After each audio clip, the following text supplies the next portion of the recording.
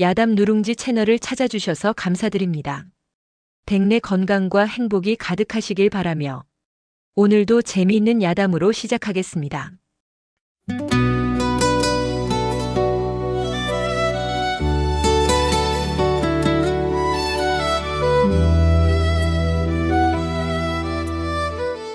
이곳은 안동에서도 세도가 등등하기로 유명한 최진사댁 사랑마당입니다. 어찌나 굿판을 크게 벌였는지 징소리와 꽹과리 소리가 담장을 넘어 십리밖까지 퍼져나갈 기세였습니다. 마당 한가운데에는 떡이니 과일이니 하는 재물이 산더미처럼 쌓여 있고 그 한복판에 큼지막한 돼지 머리가 떡하니 자리를 잡고 웃고 있었지요. 그런데 그 돼지 입에 물린 돈이 어찌나 두툼한지 지나가던 개도 돈 냄새를 맡고 꼬리를 칠 판이었습니다. 오늘 굿을 주관하는 무당은 바로 이 근방에서 용하기로 소문난 월매였습니다. 오색 깃발이 펄럭이는 작두 아래에서 월매가 땀을 비오듯 흘리며 춤을 추는데 그 몸놀림이 예사롭지 않았습니다. 덩기덕 쿵덕쿵 장구 소리에 맞춰 치맛자락이 휘날릴 때마다 구경꾼들의 어깨도 절로 들썩거렸습니다.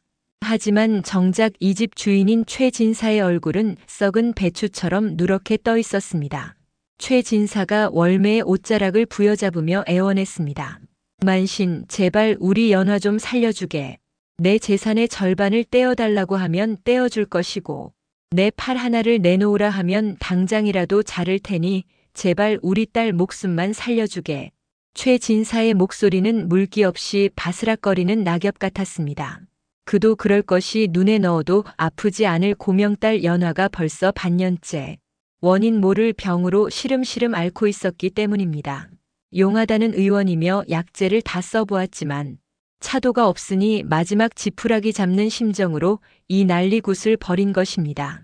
월매가 춤을 뚝 멈추고 부채를 확 펼치며 눈을 부라렸습니다.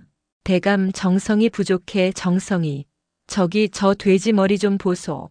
웃는 게 아니야. 돼지가 억지로 웃느라 입가에 경련이 일어난 것 같지 않소? 월매의 호통에 구경꾼들 사이에서 킥킥거리는 웃음이 터져나왔습니다. 사실 돼지 머리가 좀 작기는 했습니다. 아니 이복의 만신. 저 돼지는 내가 장터에서 제일 비싼 놈으로 골라온 것일세. 콧구멍 널찍한 것이 복이 들어오게 생기지 않았나? 최진사가 억울하다는 듯 항변하자 월매가 콧방귀를 뀌었습니다. 콧구멍이 넓으면 뭐해? 코털이 삐져나왔구만. 저승사자가 오다가 돼지 코털 보고 더러워서 다시 가겠다. 그 말에 마당에 모인 하인들과 구경꾼들이 배를 잡고 웃었습니다. 심각하던 굿판이 순식간에 장터 약장수 판처럼 변해버렸지요. 월매는 그렇게 사람들의 긴장을 풀어주면서도 눈빛만은 매섭게 번뜩이며 마당 구석구석을 살폈습니다. 그녀는 단순히 굿만 하는 것이 아니라 이 집안의 서린 기운을 읽고 있었던 것입니다. 잠시 후 월매가 다시 방울을 흔들며 별채 쪽으로 향했습니다. 별채 방문은 굳게 닫혀 있었지만 그 안에서 들려오는 가녀린 기침 소리가 굿판의 소음을 뚫고 사람들의 가슴을 파고들었습니다. 월매가 방문 앞에 쌀을 뿌리며 주문을 외우자 최진사가 문지방을 붙잡고 주저앉았습니다. 연화야, 내 딸 연화야. 이 아비가 잘못했다. 내가 원하는 대로 다 해줄 것을. 그깟 양반 체면이 뭐길래 너를 이 지경으로 만들었단 말이냐. 최진사의 통곡에 마당에 있던 아낙네들이 옷고름으로 눈물을 훔쳤습니다. 최진사는 평소 깐깐하고 꼬장꼬장하기로 소문난 양반이었지만 자식 앞에서는 그저 힘없는 늙은이일 뿐이었습니다. 방 안에서 들려오는 딸의 신음소리에 그의 등은 작아질 대로 작아져 마치 말린 오징어처럼 굽어 있었습니다. 그 모습을 지켜보던 월매의 눈가에도 잠시 물기가 스쳤습니다. 공수 받으러 가세. 신령님이 오신다. 월매가 갑자기 소리를 지르며 다시 마당 한가운데로 뛰어들었습니다. 이제 본격적인 작두 타기가 시작될 참이었습니다. 제비들이 꽹과리를 미친 듯이 두들겨댔고 월매는 맨발로 펄쩍펄쩍 뛰기 시작했습니다. 하얀 소복을 입은 그녀의 몸이 공중으로 붕붕 뜰 때마다 사람들은 숨을 죽였습니다. 그때였습니다. 월매가 갑자기 멈춰 서더니 굿상 위에 올려진 닭 한 마리를 낚아챘습니다. 그러고는 닭의 목을 비트는 신용을 하며 소리쳤습니다. 네 이놈, 썩 물러가지 못할까? 감히 여기가 어디라고 기웃거려. 그런데 너무 힘을 주었는지 닭이 월매의 손에서 미끄러져 툭 튀어나갔습니다. 하필이면 그 닭이 날아간 곳이 굿을 구경하던 동네 욕쟁이 할머니의 품속이었습니다. 놀란 할머니가 비명을 지르며 닭을 집어 던졌는데 이번에는 그 닭이 옆에 있던 머슴 칠성이의 머리 위에 앉았습니다. 어이쿠, 닭 벼슬 달고 장원급제하겠네. 월매가 능청스럽게 한마디를 던지자 긴장으로 굳어있던 사람들의 얼굴에 다시 웃음꽃이 피었습니다. 칠성이는 얼굴이 벌개져서 닭을 쫓느라 허둥지둥했고 굿판은 잠시 소란스러워졌습니다. 월매는 이 틈을 타서 슬쩍 최진사를 보며 윙크를 보냈습니다. 너무 슬퍼만 말고 기운을 차리라는 무언의 신호였지요. 다시 분위기가 잡히고 월매가 작두 위로 올라가려는 찰나였습니다. 대문 쪽이 시끌시끌해지더니 웬 거지 하나가 들어서려 하고 있었습니다. 네 이놈, 여기가 어디라고 감히 거지가 들어와? 당장 나가지 못해. 최진사댁 하인들이 거지를 막아서며 밀치고 있었습니다. 거지의 몰골은 말이 아니었습니다. 머리카락은 새둥지처럼 헝클어져 있고 옷은 기워서 입은 건지 넉마를 걸친 건지 구분이 안 갈 정도였으며 냄새는 또 어찌나 지독한지 근처에 있던 파리들도 도망갈 지경이었습니다. 하지만 거지는 하인들의 매질에도 아랑곳하지 않고 꿋꿋하게 고개를 들어 굿판을 쳐다보았습니다. 내 밥 좀 얻어먹으러 왔소. 잔치집 인심이 왜 이리 야박하오? 거지의 목소리는 힘이 없었지만 묘하게 또렷했습니다. 하인 하나가 몽둥이를 들어 거지를 내리치려는 순간이었습니다. 작두 계단에 한 발을 올리고 있던 월매의 몸이 감전된 듯 부르르 떨렸습니다. 그녀의 눈동자가 뒤집히더니 입에서 짐승 같은 괴성이 터져 나왔습니다. 으악! 멈춰라! 당장 멈추지 못할까? 월매의 고함 소리에 하인의 몽둥이가 허공에서 멈췄습니다. 굿판에 모인 수십 개의 눈동자가 일제히 월매를 향했습니다. 월매는 작두를 탈 생각은 안 하고 허겁지겁 계단을 뛰어내려왔습니다. 신발도 신지 않은 맨발로 자갈반 마당을 가로질러 대문 쪽으로 달려갔지요. 사람들은 월매가 잡귀를 쫓아내려고 저러나 싶어 길을 터주었습니다. 그런데 믿을 수 없는 일이 벌어졌습니다. 그 더러운 거지 앞에 도착한 월매가 갑자기 털썩 무릎을 꿇더니 땅바닥에 머리를 쿵쿵 찌우며 큰절을 올리는 것이 아니겠습니까? 아이고 장군님, 아니 대감마님, 아니 귀한 분이 어찌 이런 누추한 몰골로 오셨습니까 하여. 월매의 목소리는 평소의 걸걸함은 온데간데 없고 공손하기 짝이 없었습니다. 최진사를 비롯해 그 자리에 있던 모든 사람의 입이 떡 벌어졌습니다. 방금 전까지 닭이 날아다니고 웃음이 터지던 굿판은 찬물을 끼얹은 듯 조용해졌습니다. 거지는 당황한 기색도 없이 그저 덤덤한 눈으로 월매를 내려다볼 뿐이었습니다. 최진사가 더듬거리며 물었습니다.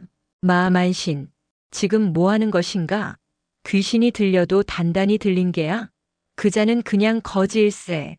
월매가 고개를 번쩍 들고 최진사를 쏘아보았습니다. 그녀의 눈빛은 형형하게 빛나고 있었습니다. 대감, 눈이 있으면 똑바로 보시오. 이분이 누군지 모르겠소? 이분이 바로 따님을 살릴 약이요, 약. 월매의 말에 사람들은 웅성거리기 시작했습니다. 거지가 약이라니 이게 무슨 마른 하늘의 날벼락 같은 소리란 말입니까?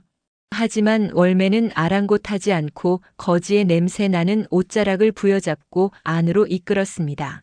어서 오십시오. 제가 몰라 뵙고 굿이나 하고 자빠져 있었으니 이 죄를 어찌 갚으리까. 상석으로 가시지요. 어서요.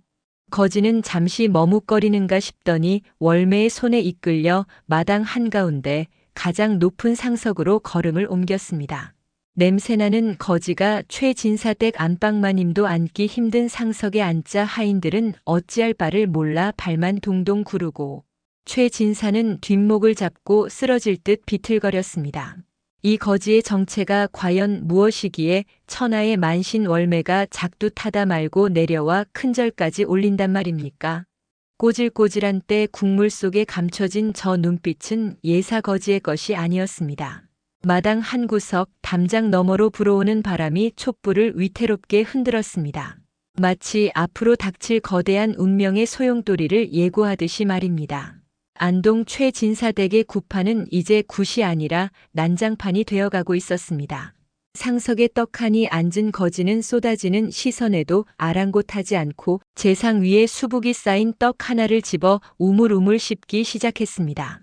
그 모습이 어찌나 태연한지 굶주린 거지라기보다는 마치 제 집 안방에 앉은 주인 같았습니다. 최 진사가 참다 못해 버럭 소리를 질렀습니다. 이게 무슨 해괴망측한 짓인가? 만신, 자네가 미쳐도 곱게 미쳐야지. 내 딸 살리랬더니 웬 거지 나부랭이를 상전 모시듯 한단 말인가. 여봐라. 당장 저놈을 끌어내고 소금을 뿌려라. 하인들이 다시 몽둥이를 치켜들고 달려들려 하자 월매가 재상 앞에 있던 작두칼을 휙 뽑아들고 앞을 막아섰습니다. 시퍼런 날이 번뜩이자 하인들이 기겁을 하며 뒷걸음질 쳤습니다. 누구든 이분 몸에 손끝 하나라도 대면 내 이 칼로 사단이 날 줄 아시오. 대감, 제 말이 허투루 들리십니까? 지금 따님이 숨이 꼴딱꼴딱 넘어가는데 이분 쫓아내면 따님 장례 치를 준비나 하셔야 할 겁니다. 월매의 서슬퍼런 협박에 최 진사는 기가 막혀 말문이 막혔습니다. 딸의 목숨이 걸려있다는 말에 함부로 내치지도 못하고 그렇다고 저 꼴불견인 거지를 두고 볼 수도 없으니 속이 새까맣게 타들어갔습니다.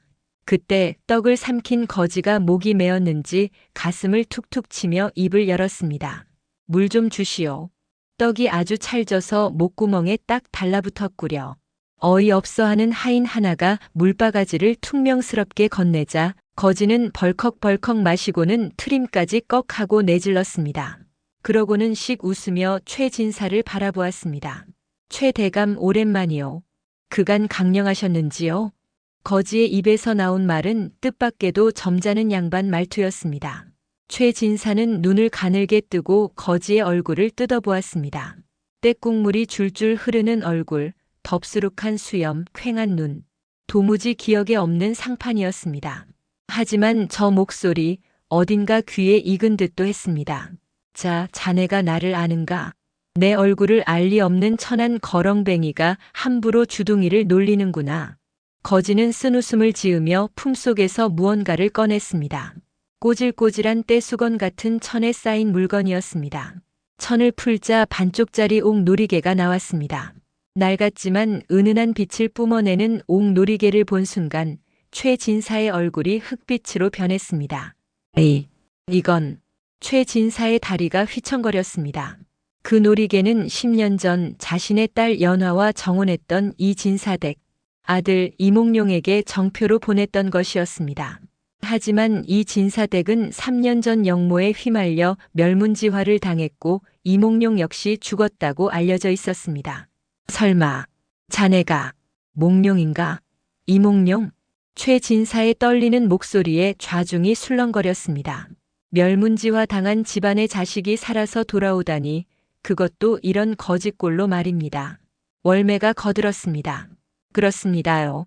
이분이 바로 낭자께서 밤마다 그리워하며 부르던 그 도령님 아닙니까? 상사병에 화병이 겹쳐 죽어가는데 약이 제 발로 걸어 들어왔으니 이보다 더한 영약이 어디 있겠습니까? 거지, 아니 몽룡이 자리에서 일어나 최 진사에게 정중히 읍을 했습니다. 넝마 같은 옷을 입었어도 그 자태에서는 양반의 기품이 흘러나왔습니다. 소생, 구차한 목숨 부지하여 이제야 찾아뵙습니다. 멸문의 화를 피하느라 강산을 떠돌다 보니 꼴이 이리 되었습니다. 허나 한시도 낭자를 잊은 적이 없습니다. 몽룡의 눈가에 이슬이 맺혔습니다. 최 진사는 망연자실한 표정으로 몽룡을 바라보았습니다. 죽은 줄 알았던 사위가 살아온 것은 반가운 일이나 역적의 자식이 되어 나타났으니 이를 어찌한단 말입니까? 받아들이자니 집안이 위험해질 것이 뻔하고 내치자니 딸이 죽을 판이었습니다. 이 일을 어찌하면 좋단 말인가? 어찌하면 최 진사가 땅이 꺼져라 한숨을 쉬는 사이 묘한 정적이 흘렀습니다. 그때 월매가 불쑥 끼어들며 분위기를 깼습니다. 아이고 대감, 고민은 나중에 하시고 일단 낭자부터 살려야지요. 이 도령님, 어서 별채로 가십시다. 낭자 손 한번 잡아주면 벌떡 일어날 겁니다. 월매가 몽룡의 등을 떠밀려 하자 최 진사가 버럭 소리를 질렀습니다. 안 된다. 남녀가 유별하거늘 어찌 외간 남자를, 그것도 역적의 자식을 내 딸 방에 들인단 말이냐. 내 눈에 흙이 들어가기 전에는 절대 안 된다. 양반의 체면과 가문의 안위를 생각하는 최 진사의 고집도 만만치 않았습니다. 그러자 월매가 혀를 차며 최 진사 앞으로 다가갔습니다. 대감 눈에 흙 들어가기 전에 따님 눈에 흙 들어가게 생겼소. 지금 그깟 법도가 중요하오. 그리고 역적이라니요. 억울하게 누명 쓴 거 하늘이 알고 땅이 아는데 대감만 모르시오. 월매의 당돌한 말대꾸에 최 진사는 말문이 막혔습니다. 그때 별채 쪽에서 하녀 하나가 사색이 되어 달려왔습니다. 마님, 대감마님, 아씨께서 숨이 멎을 것 같습니다요. 눈이 뒤집히고 몸이 불덩이 갔습니다. 이 소리에 구판은 아수라장이 되었습니다. 최 진사는 비명을 지르며 별채로 뛰어가려다 제 발에 걸려 넘어질 뻔했습니다. 월매는 몽룡의 손을 낚아채고 소리쳤습니다. 도령님 뛰시다. 저 영감쟁이 허락 기다리다간 초상 치르겠소. 몽룡은 월매의 손에 이끌려 별채로 달렸습니다. 최 진사가 뒤에 서게 섞어라 하고 소리쳤지만 이미 몽룡은 별채 마루에 뛰어오르고 있었습니다. 방문을 열자 훅 끼쳐오는 한약 냄새와 땀 냄새 속에 연화가 누워 있었습니다. 창백하다 못해 투명해진 얼굴, 뼈만 남은 손목. 몽룡의 가슴이 철렁 내려앉았습니다. 10년 전 수줍게 웃으며 꽃을 건네던 그 고운 소녀는 어디 가고 죽음의 그림자만 짙게 드리워져 있었습니다. 낭자, 연화 낭자. 몽룡이 떨리는 손으로 연화의 손을 잡았습니다. 얼음장처럼 차가운 손이었습니다. 몽룡의 뜨거운 눈물이 연화의 손등 위로 뚝뚝 떨어졌습니다. 내 늦었소. 너무 늦게 왔소. 사람만 있어 달라고 꼭 데리러 오겠다고 맹세했는데 이 못난 놈이 이제야 왔소. 몽룡의 오열에 방 안에 있던 하녀들도 훌쩍거렸습니다. 그때 기적 같은 일이 일어났습니다. 몽룡의 눈물이 닿은 손가락이 미세하게 꿈틀거렸습니다. 연화의 굳게 닫힌 눈꺼풀이 파르르 떨리더니 가늘게 눈을 떴습니다. 초점 없는 눈동자가 허공을 헤매다 몽룡의 얼굴에 멈췄습니다. 도령님. 모기 소리만 한 목소리였지만 그 자리에 있던 모두가 들을 수 있었습니다. 몽룡은 왈칵 쏟아지는 눈물을 참지 못하고 연화의 얼굴을 감싸 쥐었습니다. 그렇소나요. 몽룡이요. 꿈이 아니오 낭자. 연화의 눈에서 주르륵 눈물이 흘러내렸습니다. 죽음의 문턱에서 사랑하는 이를 다시 만난 기쁨과 안도가 뒤섞인 눈물이었습니다. 이 모습을 뒤늦게 따라 들어온 최 진사가 멍하니 바라보았습니다. 딸이 눈을 뜬 것만으로도 감사해야 할 터인데 그의 표정은 복잡하기 짝이 없었습니다. 한편 밖에서는 또 다른 소란이 일어났습니다. 이봐, 칠성아, 너 바지 거꾸로 입었다. 월매의 목소리였습니다. 딸이 중내 산해하는 와중에도 월매는 마당에 남은 구경꾼들을 웃기느라 바빴습니다. 칠성이가 허겁지겁 바지를 확인하며 뱅글뱅글 도는 꼴에 사람들은 잠시 시름을 잊고 폭소를 터뜨렸습니다. 월매는 땀을 닦으며 혼잣말을 중얼거렸습니다. 어휴, 사랑 노름은 지들이 하고 뒷수습은 내 몫이네. 근데 저놈의 관군들은 냄새를 맡았으려나. 월매의 눈빛이 불안하게 대문 밖을 향했습니다. 몽룡이 나타났다는 것은 그를 쫓는 추격자들도 가까이 왔다는 뜻이었기 때문입니다. 행복한 재회도 잠시 더 큰 위기가 먹구름처럼 몰려오고 있었습니다. 연화낭자의 방은 10년 묵은 체증이 내려간 듯 훈훈한 온기가 돌았습니다. 몽룡이 연화의 손을 꼭 잡고 밤새 간호한 덕분에 연화의 얼굴에는 엷은 홍조가 피어올랐습니다. 두 사람은 밤새 도란도란 이야기를 나누었습니다. 몽룡이 겪었던 험난한 유랑 생활, 연화가 흘렸던 기다림의 눈물, 서로의 아픔을 어루만지며 두 사람은 더욱 깊은 정을 확인했습니다. 낭자, 내 이제 다시는 그대 곁을 떠나지 않으리다. 비록 가진 것 없는 거지 신세지만 내 목숨 다 바쳐 그대를 지킬 것이오. 몽룡의 굳은 맹세에 연화는 눈물을 글썽이며 고개를 끄덕였습니다. 도령님만 계시다면 저는 밥 대신 풀죽을 먹어도 좋습니다. 제발 다시는 저를 두고 가지 마세요. 두 남녀의 애절한 사랑 노름에 문 밖에서 엿듣던 칠성이 녀석은 눈물을 찔끔거리며 콧물을 들이마셨습니다. 나도 저런 색시 하나 있으면 업고 다니겠다. 근데 난 업을 힘도 없고 색시도 없네. 에라이. 하지만 이 달달한 분위기는 오래가지 못했습니다. 사랑방에서 밤새 잠 한숨 못 자고 곰방대만 태우던 최진사가 아침 일찍 월매를 호출했습니다. 만신, 내 자네에게 묻겠네.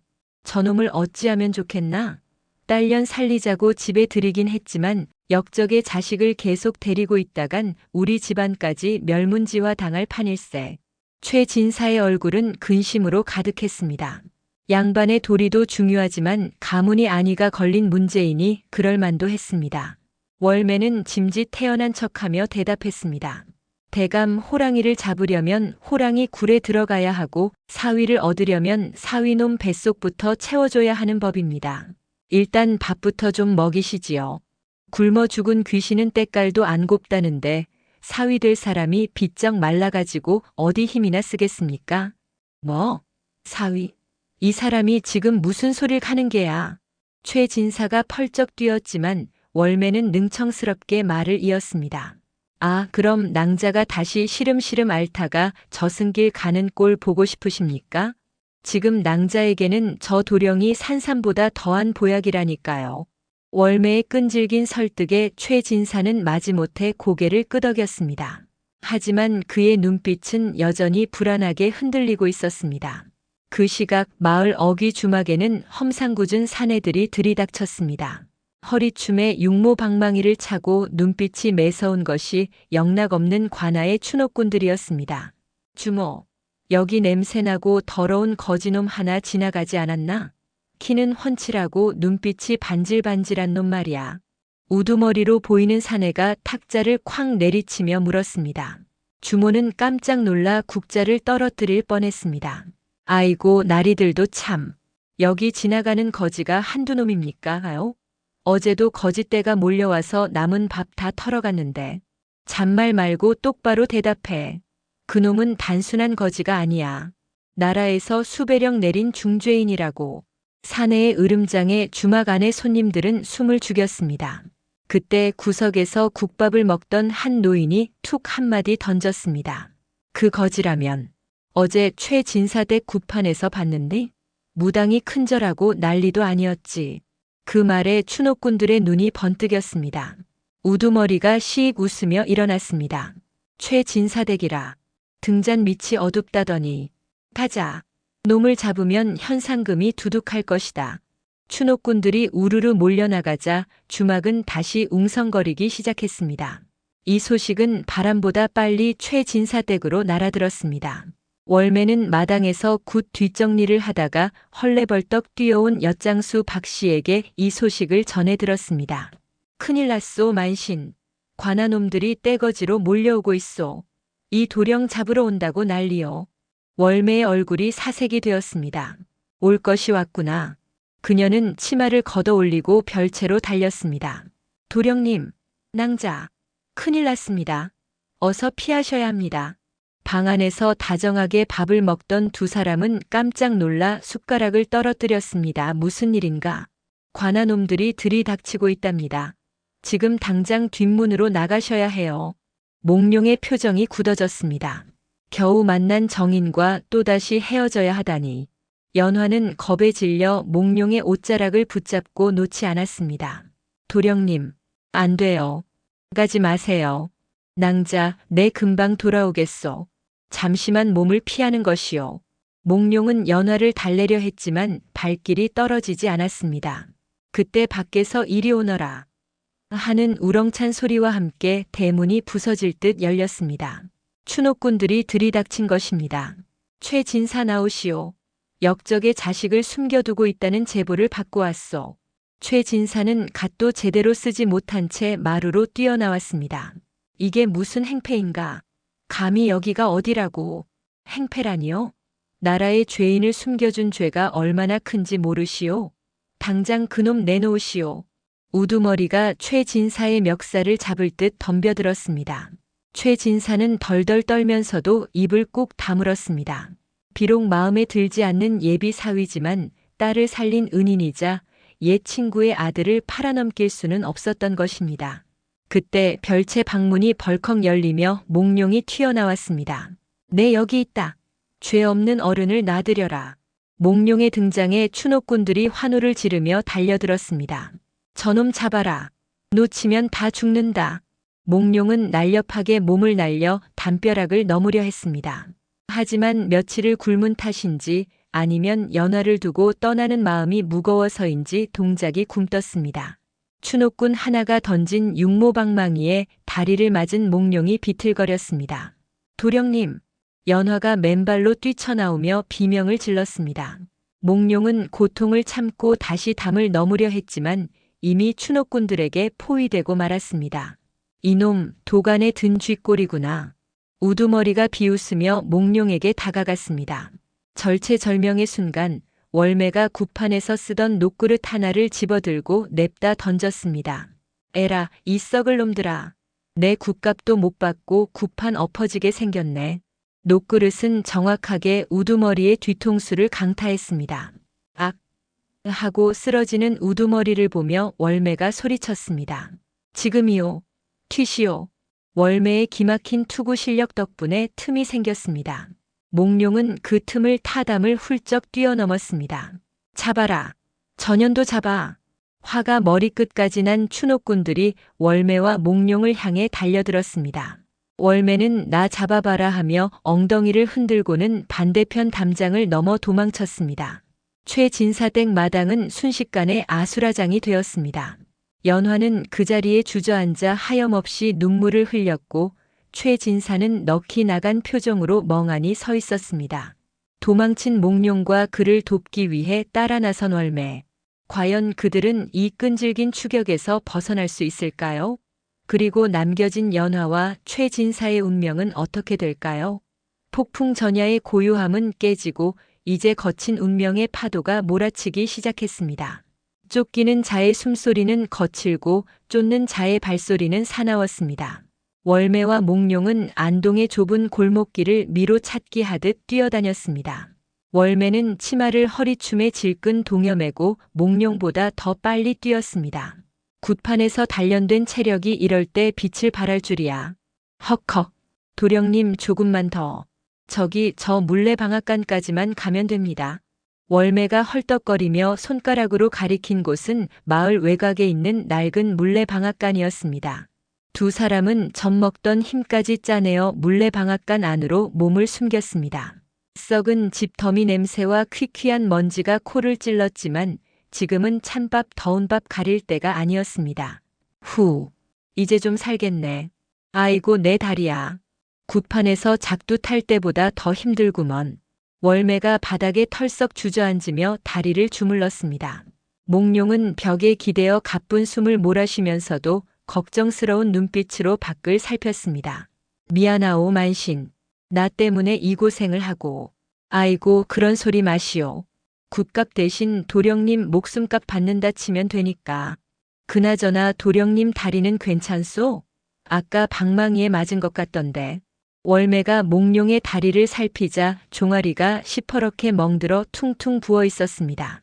몽룡은 괜찮다며 손사래를 쳤지만 식은땀이 줄줄 흐르는 걸 보니 꽤나 아픈 모양이었습니다. 이런 젠장, 뼈가 상하진 않았어야 하는데. 일단 이거라도 좀 바르시오. 월매가 품속에서 작은 호리병을 꺼내 건넸습니다. 굿할 때 쓰는 비상약인 모양이었습니다. 약을 바르자 화끈거리던 통증이 조금 가라앉았습니다. 그때 밖에서 웅성거리는 소리가 들렸습니다. 이 근처로 쥐새끼 2마리가 숨어들었는데 샅샅이 뒤져라. 추노꾼들의 목소리였습니다. 몽룡과 월매는 숨도 제대로 쉬지 못하고 집 더미 속으로 파고들었습니다. 발자국 소리가 점점 가까워지더니 물레방앗간 문이 삐그덕 열렸습니다. 여기 숨었나? 추노꾼 하나가 창으로 집 더미를 푹푹 찌르기 시작했습니다. 창끝이 몽룡의 코앞을 스쳐 지나갔습니다. 심장이 터질 듯 쿵쾅거렸습니다. 월매는 눈을 질끈 감고 속으로 신령님을 찾았습니다. 할매요, 살려만 주시면 돼지 머리 100개 바치겠소. 바로 그때였습니다. 야옹. 어디선가 고양이 울음소리가 들렸습니다. 뭐야, 고양이였잖아. 에이, 재수없게. 추노꾼은 투덜거리며 밖으로 나갔습니다. 문이 닫히고 발자국 소리가 멀어지자 두 사람은 그제야 안도의 한숨을 내쉬었습니다. 휴, 10년 감수했네. 근데 웬 고양이가. 월매가 고개를 들어보니 천장 대들보 위에 웬 사내 하나가 앉아 고양이 흉내를 내고 있었습니다. 허름한 옷차림에 삿갓을 쓴 사내는 씩 웃으며 아래로 훌쩍 뛰어내렸습니다. 야옹, 쥐 잡으러 왔다가 사람을 잡을 뻔했네. 사내의 목소리는 장난기가 가득했습니다. 몽룡과 월매는 경계하며 뒤로 물러섰습니다. 누구요? 나는 바람 따라 구름 따라 떠도는 한량, 광대 박씨라고 하오. 굿판 구경 갔다가 재미난 구경거리가 생겨서 따라왔지. 그는 아까 굿판에서 몽룡에게 닭을 던졌던 그 거짓골을 한 구경꾼이었습니다. 아니, 자세히 보니 굿판에서 월매에게 쫓기는 소식을 전해준 엿장수 같기도 했습니다. 아니, 당신은 아까 그 엿장수 아니오? 월매가 눈을 동그랗게 뜨고 물었습니다. 박 씨는 껄껄 웃으며 삿갓을 벗었습니다. 눈썰미가 좋으시네. 맞소. 엿 팔다가 재미난 일이 생기면 끼어드는 게 내 취미지. 보아하니 억울한 누명을 쓰고 쫓기는 모양인데 내 도와드릴까? 몽룡은 의심스러운 눈초리로 박 씨를 바라보았습니다. 어찌 우리를 돕겠다는 거요? 우린 지금 역적으로 몰려 쫓기는 신세요. 돕다가 당신까지 화를 입을 수 있소. 허허, 인생 뭐 있소? 재미나게 살다 가면 그만이지. 그리고 역적이라. 내가 보기엔 저 밖에서 설치는 놈들이 더 역적 같은데? 박 씨의 말에 뼈가 있었습니다. 그는 품속에서 주먹밥 2덩이를 꺼내 던져주었습니다. 일단 먹고 힘이나 쓰시오. 배가 불러야 도망도 치고 싸움도 하지. 몽룡과 월매는 허겁지겁 주먹밥을 먹었습니다. 꿀맛이 따로 없었습니다. 박 씨는 그 모습을 흐뭇하게 바라보며 말했습니다. 내 듣자 하니 한양에 올라가면 억울함을 풀 길이 있다고 하던데 상소문을 올리려면 증좌가 있어야 하지 않소? 몽룡의 눈이 커졌습니다. 그걸 어찌. 내 일에 배도 소식통이 밝거든. 자, 내일 새벽에 관아놈들이 검문을 강화할 거요. 이대로는 못 빠져나가니 변장을 좀 합시다. 박 씨는 보찜에서 옷가지들을 꺼냈습니다. 그런데 그 옷들이란 게. 아니, 이건 여자 옷 아니오? 몽룡이 기가 막혀 물었습니다. 그렇소. 도령님 곱상하게 생기셨으니 여장하면 감쪽 같을 거요. 만씨는 남장을 하시오. 덩치가 좀 있으니. 월매가 발끈했습니다. 뭐? 덩치? 이놈이 밥 얻어먹더니 눈이 삐었나? 나도 한때는 안동 최고의 미녀였어. 알았소. 옛날 미녀님. 아무튼 살려면 시키는 대로 하시오. 그렇게 하여 몽룡은 붉은 치마 저고리를 입고 연지곤지까지 찍은 몽순이가 되었고 월매는 패랭이를 쓰고 수염을 붙인 월남이가 되었습니다. 서로의 꼴을 보고 두 사람은 배를 잡고 뒹굴었습니다. 푸하하. 도령님 아니낭자. 아주 절세 가인이십니다 그려. 크크크 만신. 아니 형님. 수염이 아주 잘 어울리십니다. 긴박한 도주 속에서도 웃음꽃이 피었습니다. 잠시나마 시름을 잊은 두 사람은 박 씨의 안내를 받아 샛길로 이동했습니다. 달빛 아래 그림자 3개가 나란히 길을 걷는데 그 모습이 마치 기묘한 유랑극단 같았습니다. 한편 최진사 댁에서는 연화가 식음을 전폐하고 누워 있었습니다.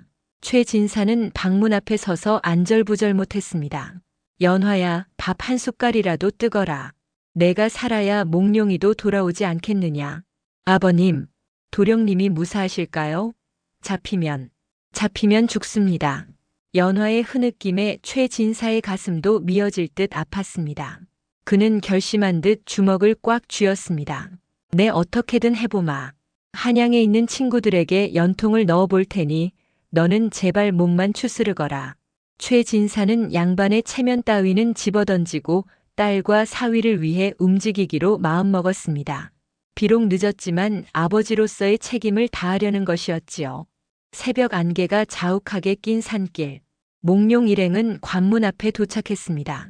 포졸들이 날카로운 눈으로 지나가는 행인들을 검문하고 있었습니다. 잠깐, 거기 멈춰라. 포졸이 창으로 몽룡 일행을 막아섰습니다. 몽룡은 심장이 덜컥 내려앉았지만 박 씨가 가르쳐준 대로 고개를 푹 숙이고 부끄러운 척했습니다. 어디 가는 길이냐? 월매가 굵은 목소리로 나섰습니다. 아니, 저희는 유랑극단인데 다음 마을 장터에 공연하러 가는 길입죠. 여기 인연은 제 여동생인데 벙어리라 말을 못합니다요. 벙어리? 포졸이 의심스러운 눈초리로 몽룡의 얼굴을 들이밀었습니다. 몽룡은 최대한 불쌍한 표정을 지으며 눈을 깜빡거렸습니다. 어라, 인연 꽤 반반하게 생겼네. 우리랑 술이나 한잔하고 가지. 포졸이 몽룡의 턱을 만지려 들었습니다. 위기일발의 순간 박 씨가 튀어나오며 꽹과리를 쳤습니다. 자자, 오빠가 뿔났다. 건드리면 문다. 퀭퀭. 박 씨의 느닷없는 광대짓에 포졸들이 깜짝 놀라 뒤로 물러섰습니다. 에이, 미친놈들이네. 재수없다. 썩 꺼져라. 포졸들은 손을 휘저으며 길을 터주었습니다. 몽룡 일행은 쏜살같이 관문을 통과했습니다. 등 뒤에서 식은땀이 비오듯 흘러내렸지만 얼굴에는 쾌재의 미소가 번졌습니다. 이제 한양까지는 험난한 여정이 남아있었지만 그들은 혼자가 아니었습니다. 사랑하는 이를 위한 몽룡의 의지, 월매의 헌신, 그리고 박 씨의 재치가 어우러져 희망의 불씨를 지피고 있었습니다. 하지만 그들 앞에는 더 큰 시련이 기다리고 있었으니 과연 그들은 무사히 한양에 도착하여 억울함을 풀 수 있을까요?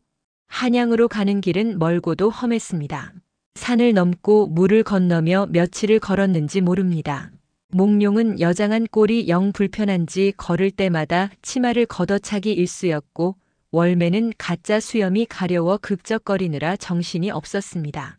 박 씨는 그 와중에도 콧노래를 흥얼거리며 앞장섰는데 그 모습이 얄밉기도 하고 든든하기도 했습니다. 어느 날 밤 그들은 폐가에서 하룻밤을 묵게 되었습니다. 모닥불을 피워놓고 둘러앉았는데 몽룡이 불현듯 품속에서 옥 놀이개를 꺼내 만지작거렸습니다. 도령님, 낭자가 많이 보고 싶으신가 보오. 월매가 묻자 몽룡은 씁쓸하게 웃으며 고개를 끄덕였습니다. 어찌 잊을 수 있겠소. 매일 밤 꿈속에 나타나 나를 부르는데 내가 과연 이 억울함을 풀고 당당하게 돌아갈 수 있을지. 몽룡의 한숨 소리에 박 씨가 꼬챙이로 불씨를 뒤적이며 물었습니다. 근데 도대체 그 멸문지화라는 게 어찌 된 일이오? 자세히 좀 들어봅시다. 몽룡은 잠시 망설이다가 입을 열었습니다. 3년 전이었소. 아버님은 호조 판서로 계셨는데 당시 세도가였던 김대감의 비리를 알게 되셨지. 김대감이 국고를 빼돌려 사복을 채우고 있다는 사실을 상소하려 하셨는데 그 사실을 안 김대감이 선수쳐서 아버님을 역적으로 몬 것이오. 저런 천하의 몹쓸 놈들. 월매가 무릎을 치며 분개했습니다. 그들은 아버님이 역모를 꾸몄다는 거짓 증거를 심어놓고 집안 사람들을 모두 잡아들였소. 나는 마침 사냥을 나갔다가 변을 피할 수 있었지만 하루아침에 도망자 신세가 되고 말았지. 몽룡의 눈에서 분노의 불길이 일었습니다. 내 반드시 김대감의 죄상을 밝히고 아버님의 명예를 되찾을 것이요. 그리고 연화낭자 앞에 떳떳하게 설 것이요. 그때였습니다. 밖에서 부스럭거리는 소리가 들렸습니다. 누구요? 박 씨가 날카롭게 소리치며 벌떡 일어났습니다. 그러자 문틈으로 검은 그림자가 휙 지나갔습니다. 첩자다. 쫓아라. 세 사람은 밖으로 뛰쳐나갔습니다. 검은 그림자는 숲속으로 빠르게 사라졌습니다. 몽룡과 박 씨가 뒤를 쫓았고 월매는 치마를 펄럭이며 그 뒤를 따랐습니다. 한참을 달리던 그림자가 갑자기 멈춰 섰습니다. 달빛 아래 드러난 그 얼굴은 놀랍게도 낯이 익은 자였습니다. 바로 최진사댁 머슴 칠성이었습니다. 아니, 내 놈은 칠성이 아니냐? 월매가 헐떡거리며 소리쳤습니다.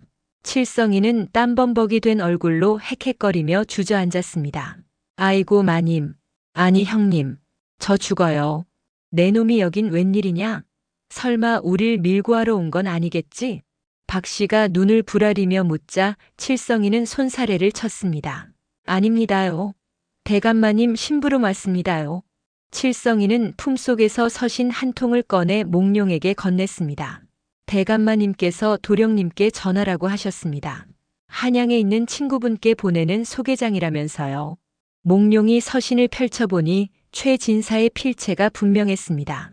서신에는 몽룡을 도와달라는 간곡한 부탁과 함께 김대감의 비리를 증명할 수 있는 결정적인 단서가 적혀 있었습니다. 최진사도 그동안 김대감의 횡포를 알고 몰래 정보를 모아두었던 것입니다. 장인어른, 몽룡의 눈시울이 붉어졌습니다. 최진사가 자신을 믿고 돕기 시작했다는 사실에 큰 힘을 얻었습니다. 그리고 아쉽게서도 칠성이가 보찜에서 꾸러미 하나를 더 꺼냈습니다. 펴보니 정성스레 지은 새 옷과 버선, 그리고 쌈짓돈이 들어있었습니다. 아씨께서 밤새 바느질해서 만드신 겁니다. 도령님 꼭 살아서 돌아오시라고.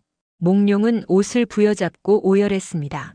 연화의 따스한 손길이 느껴지는 듯 했습니다. 월매도 칠성이의 등을 두드리며 눈물을 훔쳤습니다. 장하다 칠성이. 내가 우리를 살리는구나.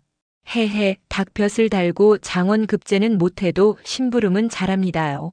칠성이의 너스레에 모두가 울다가 웃었습니다. 그렇게 칠성이까지 합류하여 일행은 4명이 되었습니다. 며칠 후 그들은 드디어 한양 땅을 밟았습니다. 번화한 저작거리는 사람들로 북적였지만 곳곳에 붙은 수배 전단이 그들을 긴장하게 만들었습니다. 몽룡의 얼굴이 그려진 전단이 대문짝만하게 붙어 있었던 것입니다. 어이쿠, 몽순이 낭자 인기가 하늘을 찌르는구먼. 박 씨가 농담을 던졌지만 상황은 심각했습니다. 그들은 변장을 더욱 철저히 하고 최진사가 소개해준 친구 조대감의 집을 찾아갔습니다. 조대감은 강직한 성품의 소유자로 최진사의 서신을 보고 흔쾌히 그들을 맞아주었습니다. 자네가 몽룡인가? 살아있었구먼. 내 자네 부친의 억울함을 알고 있었지만 힘이 없어 나서지 못했네. 미안하네. 조대감은 눈물을 흘리며 몽룡의 손을 잡았습니다. 그리고 놀라운 사실을 알려주었습니다. 김대감이 내일 밤 자신의 생일 잔치에서 영모를 꾀한다는 소문이 있네. 왕을 독살하고 자신이 권력을 잡으려는 속셈이지. 뭐라고요? 영모라니요. 모두가 경악했습니다. 그 잔치에 들어가서 김대감의 음모를 밝혀내야 하네. 하지만 경비가 삼엄하여 접근하기가 쉽지 않아. 조대감의 말에 몽룡은 주먹을 불끈 쥐었습니다. 제가 가겠습니다. 제 목숨을 걸고 맞겠습니다. 하지만 무슨 수로 들어간단 말인가? 고민에 빠진 그들 앞에 박 씨가 나섰습니다. 방법이 있소. 잔치집엔 뭐가 필요하겠소? 바로 흥을 돋울 광대패 아니겠소? 박 씨의 눈이 반짝였습니다. 우리가 광대패로 위장해서 들어가는 거요. 몽순이 낭자는 춤을 추고 월남이 형님은 북을 치고 나는 줄을 타고 칠성이는 제주를 넘고. 뭐? 내가 북을 쳐? 나 작두 타는 무당이야. 월매가 발끈했지만 뾰족한 수가 없었습니다.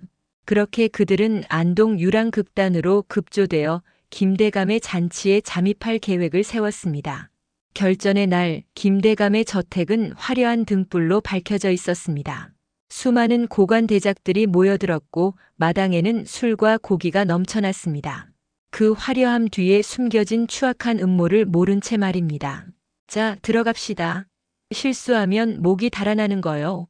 박 씨의 비장한 말과 함께 광대 복장을 한 4사람이 대문을 들어섰습니다. 몽룡은 고운 춤사위 속에 날카로운 단검을 숨겼고 월매는 북채를 꽉 쥐었습니다. 칠성이는 긴장해서 딸꾹질을 시작했습니다. 과연 그들은 김대감의 눈을 피해 잠입에 성공할 수 있을까요? 그리고 춤과 노래 속에 숨겨진 칼날은 김대감의 심장을 겨눌 수 있을까요?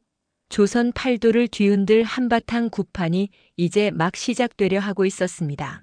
김대감의 저택 마당은 그야말로 술판이자 춤판이었습니다. 온갖 기름진 음식 냄새가 진동하고 기생들의 웃음소리와 풍악소리가 어우러져 정신을 쏙 빼놓았습니다. 마당 한가운데에는 붉은 비단 방석 위에 김대감이 거만하게 앉아 있었고 그 주위로 아첨꾼들이 파리떼처럼 들러붙어 있었습니다.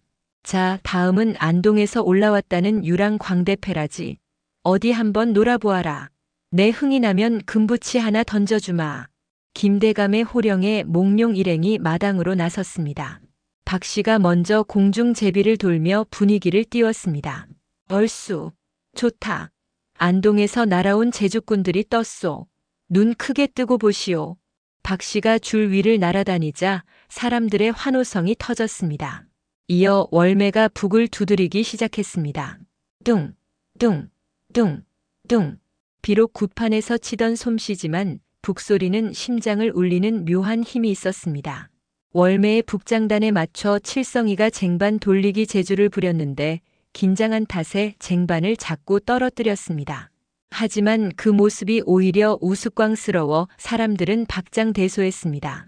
저 녀석 좀 보게. 쟁반으로 머리 감겠다. 김대감도 껄껄 웃으며 술잔을 기울였습니다. 분위기가 무르익자 드디어 몽룡이 나설 차례가 되었습니다.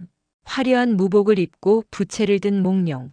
아니, 몽순이의 자태는 기생들도 기죽을 만큼 고왔습니다. 몽룡이 부채를 펴고 우아하게 춤을 추기 시작했습니다. 나비가 날갯짓하듯 사뿐사뿐한 몸놀림에 좌중이 숨을 죽였습니다. 김대감의 눈빛이 탐욕스럽게 번들거렸습니다. 허허, 저 아이 춤사위가 예사롭지 않구나. 가까이 와서 술 한 잔 따르거라. 몽룡은 가슴이 철렁했지만 태연한 척 미소를 지으며 김대감 앞으로 다가갔습니다. 술잔을 따르는 손끝이 미세하게 떨렸습니다. 이 거리라면 숨겨둔 단검으로 단숨에 끝낼 수 있었습니다. 하지만 아직 증좌를 찾지 못했습니다. 영모의 증거가 담긴 비밀 장부를 찾아야만 완벽한 복수가 가능했습니다. 그때 김대감의 옆에 앉아있던 험상궂은 무관 하나가 몽룡의 손목을 낚아챘습니다. 잠깐, 이 계집 손이 왜 이리 거치냐? 굳은 살이 박인 게 칼 좀 잡아본 손인데? 무관의 날카로운 지적에 몽룡은 식은땀이 흘렀습니다. 아, 아니요. 제가 시골에서 밭일을 많이 해서. 몽룡이 꾀꼬리 같은 목소리로 둘러대려 했지만 무관은 의심을 거두지 않고 몽룡의 치마를 들추려 했습니다. 절체절명의 위기. 그때 월매가 북채를 집어 던지며 소리쳤습니다. 에라, 이 변태 같은 놈아. 어디 감히 처녀 치마를 들춰. 북채가 무관의 이마에 정통으로 꽂혔습니다. 악! 무관이 비명을 지르며 나뒹굴자 잔치판은 순식간에 아수라장이 되었습니다. 이놈들이 감히. 김대감이 노발대발하며 상을 뒤엎었습니다. 호위무사들이 칼을 뽑아들고 달려들었습니다. 박 씨가 줄에서 뛰어내리며 소리쳤습니다. 형님, 칠성아, 튀어. 하지만 이번에는 도망칠 곳이 없었습니다. 수십 명의 무사들이 그들을 포위했습니다.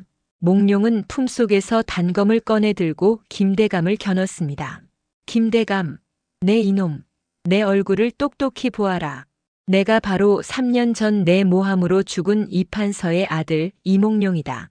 몽룡이 가발을 벗어 던지자 김대감의 얼굴이 사색이 되었습니다. 뭐라고? 이몽룡? 내 죄상을 낱낱이 밝혀 아버님의 원한을 갚겠다.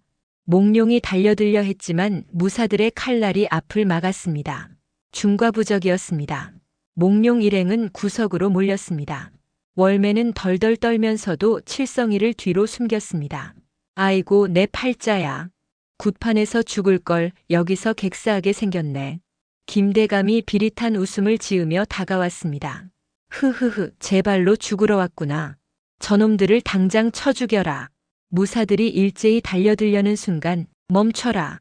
우렁찬 목소리가 담장 위에서 들려왔습니다. 모두가 고개를 들어보니 어둠 속에 화살을 겨눈 수많은 관군들이 담벼락을 에워싸고 있었습니다. 그리고 그 한가운데 골룡포를 입은 한 사내가 위엄있게 서 있었습니다. 바로 임금님이었습니다. 전하. 김대감이 혼비백산하여 바닥에 납작 엎드렸습니다. 김판서, 내 죄가 하늘을 찌르는구나. 내 오늘 내 놈의 추악한 역모를 직접 보러 왔다. 사실 조대감이 미리 임금님께 상소를 올리고 몽룡 일행이 시간을 끄는 동안 군사를 매복시켰던 것입니다. 저 전하, 오해이옵니다. 저놈들이 모함하는 것입니다.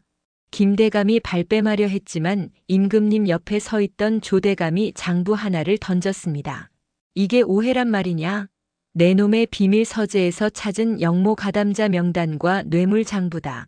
조대감이 몽룡 일행이 시선을 끄는 사이 몰래 별동대를 투입해 증거를 확보했던 것입니다.